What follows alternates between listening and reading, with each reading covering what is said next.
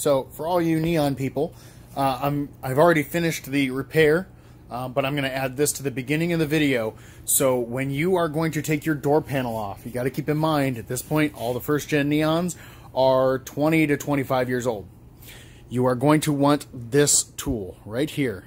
And what you do is when you are looking at the door panel, there is a screw in the cup, and there is a screw that goes right behind here. That is your screws for the door.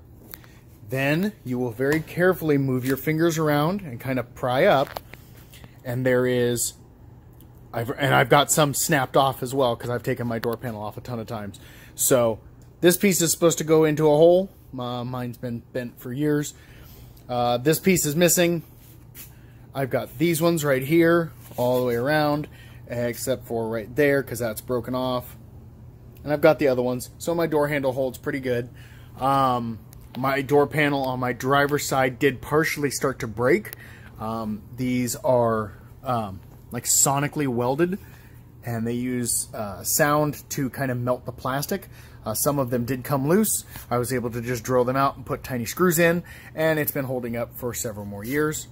I've got some lights and some sound deadening. You don't have to worry about that because I'm sure you don't do it to yours, or if you do, you know what you're doing.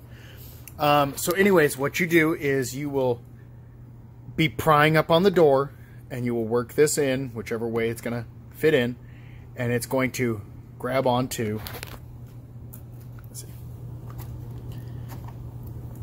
So this is what they should look like. Sorry, I'm trying to do this. And so this isn't working very well. Oh, if I can balance my camera. Okay. So this is this. So what you're going to be doing is that's going to be into the door, and you're going to be kind of grabbing onto it and pulling like that. And what you're going to do is pop them all loose, and then the door panel will basically just come off. Sometimes they stay on the door and they come off the door panel, and it's just as simple as easy as just sliding it into the groove. And if you end up losing some like I have there and there, this one's damaged. It won't hold it very well, but I could technically glue it into place. I'm not really worried. There's one here and here. That one is just gone. So it kind of is what it is. I mean, these are old cars, so you got to take what you can get. But I figured that'd be helpful. Again, this is the tool what you're wanting, and it's a little pry tool, and it pops the pieces out without breaking them most of the time. So, all right, thanks. Sorry, it's kind of close up. So I have my 99 Dodge Neon two-door coupe. My window guide is broken. I don't know if you can kind of see, like right here, you can see the crack on it. And so this is unfortunately a very common problem. The parts are way out of production. However, the aftermarket is starting to come through, and they're starting to make 3D printed ones. I got this from a Neons.org member. I don't remember his name, but I'll try and figure it out before I upload this video. But I noticed that there is absolutely no information other than a quick write-up of how to do this, so I'm going to do a little video thing to hopefully help out other neon people.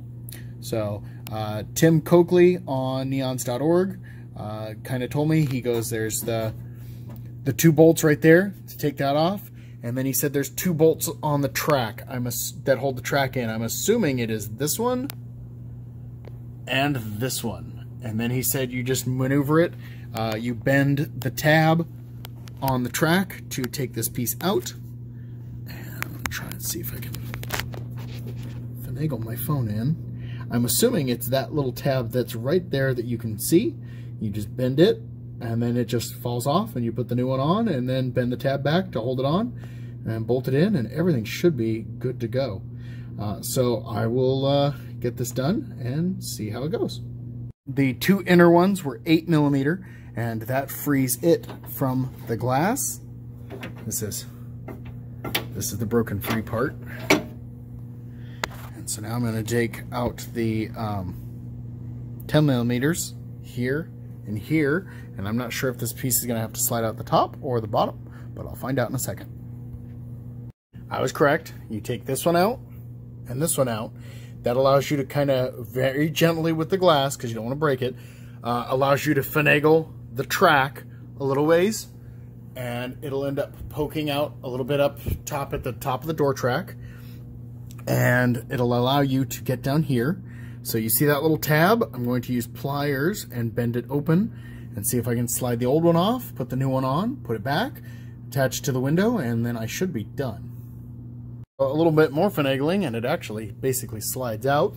So here's this. I bent the tab a little bit with just basic pliers, and so I'll have to do a little more straight than that.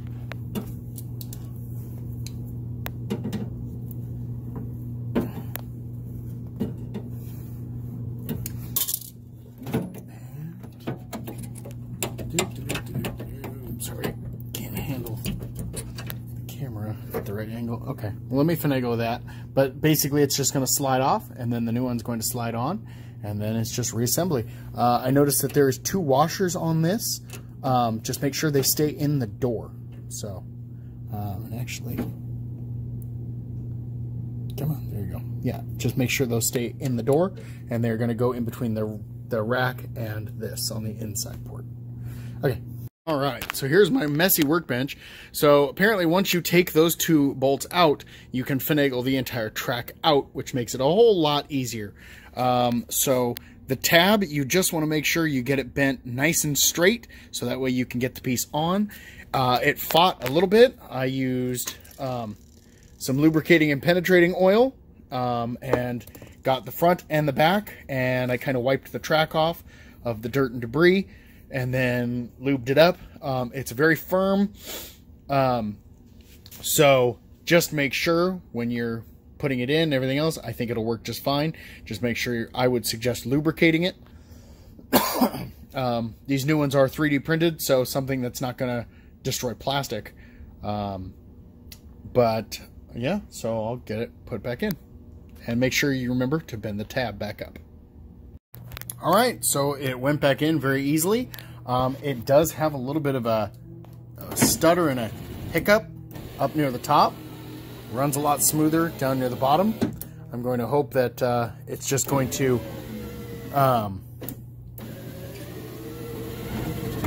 let's see, kind of shakes a little bit. I'm hoping it'll just kind of wear down on the plastic just a little bit, and also I sprayed a whole buttload more lubricant and WD-40 as well, so I'm hoping that over time it will just start working correctly. And now I get to put my door panel back on for the first time in 4 years. Woohoo! Actually, no, one more thing. So this is the mirror up and down. So these tabs on these things are a pain in the butt. This one you can get access to. For the clip, you just unclip it here, and on the other side you can actually get to that. Just be very careful to pry them up and over, and then the thing will come off. This thing is a pain in the butt. Basically what you are going to want to do is, I finally replaced my original one because I broke it a long time ago, but I have some ones from a junkyard. So basically this is what they're supposed to look like, and this is the broken side. What you will want to do is gain access to this and use a screwdriver, pry it kind of in the middle and push it just a little bit, and get these 2 clips on this side to let go, and then you can kind of finagle the switch out that way, and you'll take the whole switch out, and then if you need to, then you can take the switch out and swap it or whatever, but it'll leave it dangling. And this is only, of course, if you have the power windows. So, but there'll be that, and then this piece is what you'll get from the power locks.